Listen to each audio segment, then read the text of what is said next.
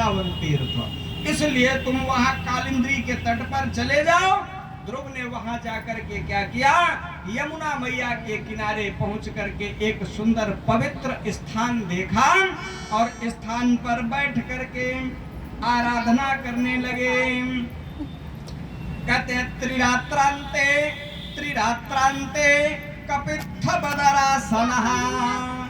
पहले सर्वप्रथम ध्रुव जी ने स्नान किया और स्नान करने के बाद बैठ गए और 3 दिन का व्रत ले लिया। सबसे पहला व्रत 3 दिन का, न भोजन और न कोई आहार न फलाहार। 3 दिन के बाद में कैथा और बदरासनः, बदरी फल यानी बेर का आहार इन्होंने लिया और फिर 3 दिन का क्रम और बढ़ाया और ये करते करते इन्होंने सब अन्न जल त्याग दिया। और अन्न जल त्याग देने के बाद में ध्रुव जी ने सब कुछ लेना बंद कर दिया और 6ठे महीने ध्रुव जो है एक दाहिने पैर के अंगूठे पर खड़े हो गए और खड़े होकर के ऊर्ध्वबाहुर्नभोर दृष्टि, दोनों भुजाओं को ऊपर उठा दिया और ऊपर को दृष्टि लगा करके भगवान के परम नाम का स्मरण करने लगे, द्वादशाक्षर मंत्र को स्मरित करने लगे। देखो हम लोग एक बड़ा गड़बड़ करते हैं, इन मंत्रों को ऐसे सहज भाव से नहीं बोलना चाहिए। इसके लिए लिखा है कि जप्यश्व परमो गुह्यम, गुह्य माने गोपनीय। ये द्वादशाक्षर, पंचाक्षर और गायत्री आदि जो मंत्र हैं, इनको मुखरित होकर के नहीं बोलना चाहिए, इनसे दोष लगता है, पाप लगता है।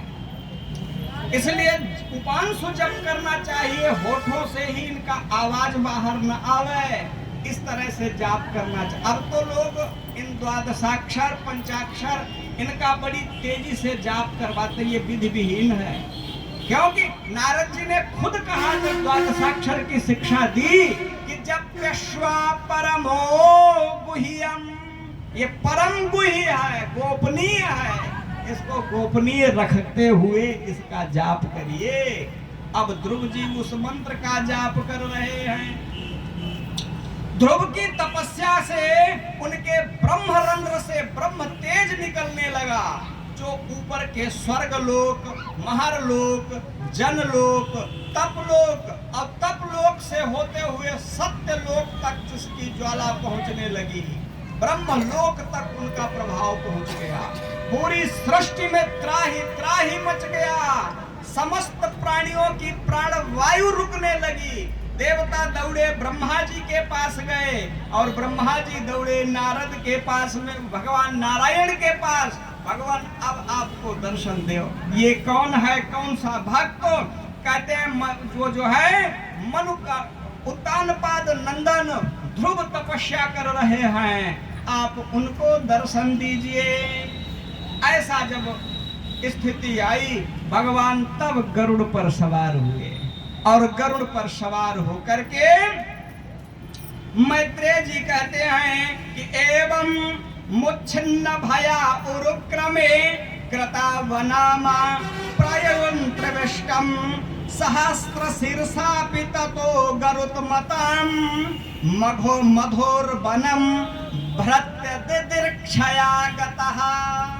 कितना बढ़िया भाव दिया कि देखो, जो परमात्मा जिसके स्वरूप का वर्णन वेदों ने नहीं कर पाया, वेदों ने अनंत में यही कह दिया कि पहले तो कहा परमात्मा अनंत है, अनंत जिसकी कोई गणना ही नहीं हो सकती है, वह सहर्ष शीर्षात्मक परमात्मा। और दर्शन की दिदृक्षया, लालसाया, काहे की लालसा है?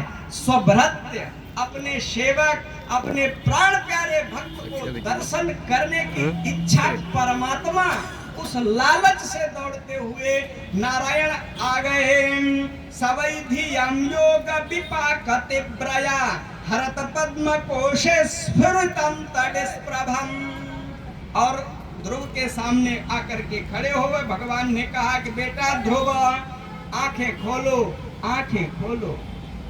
ध्रुव उस जो स्वरूप नारद जी ने बताया था, भगवान की जो मूर्ति बताई, वो मूर्ति हृदय में रखे हुए हैं, उसी का ध्यान कर रहे हैं। भगवान ने क्या किया, कहते हैं कि संतम विवक्षन्त्यम तद्विदं धियाम् ज्ञात्वा च सर्वस्य च हृदयवस्थितम् कृतांजलिं ब्रह्ममयेन कंबुना अपस्पर्श बालम कृपया कपोले। भगवान ने जो है अपने हाथ में शंख चक्र गदा पद्म को धारण किए हुए हैं, अपने दक्षिण हस्त में जो धारण किए हुए थे शंख भगवान को जो धारण किए, उनके कंब यानी ग्रीवा यानी कपोल पर होते हुए उनके कंब कपोल गाल पर उसका स्पर्श करवाया। और जैसे ही स्पर्श हुआ तो क्या हुआ, कृतांजलिं ब्रह्ममयेन कंबुना, उस छोटे से बालक ध्रुव ने आंखें खोली। इससे पहले 5 वर्ष के बालक को कोई बोध नहीं था, कोई ज्ञान नहीं था जो लंबी लंबी स्तुति गाता। हाथ जोड़ लिए, कृतांजलि, हाथ जोड़ करके ध्रुव कहने लगे, हे भगवान कि योऽन्तः प्रवेश्य मम वाचमिमां प्रशोक्तां संजीवयत्य खिल शक्तिधर स्वधाम्नः अन्यच्च हस्तचरण श्रवणस्त्वगादीन् प्राणं नमो भगवते पुरुषाय तुभ्यम्। ये स्तुति ध्रुव जी ने भगवान की गाई। इस स्तुति में ध्रुव ने कहा कि भगवान मेरी तो अवस्था मात्र 5 वर्ष है, और वह परम पिता विधाता ब्रह्मा जिनकी अवस्था लाखों लाख युगों युगों की है, वह विधाता ब्रह्मा आपको नहीं जान सके, आपकी स्तुति नहीं कर सके, तो मैं कैसे कर पाता।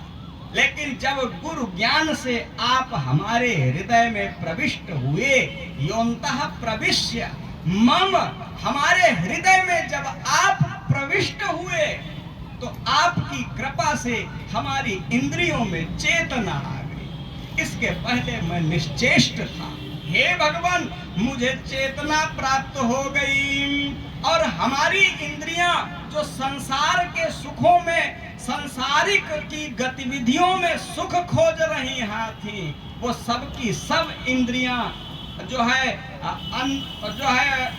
हृदयोन्मुख हो गई, ईश्वरोन्मुख होकर के, अंतर्निहित भाव होकर के आपको स्मरण करती हुई आपकी शरणागत होकर के आपको प्रणाम करने लगी, और उन्हीं इंद्रियों के वशीभूत होकर के मैं बारंबार आपको प्रणाम करता हूँ। बोलिए गोविंद भगवान की जय हो।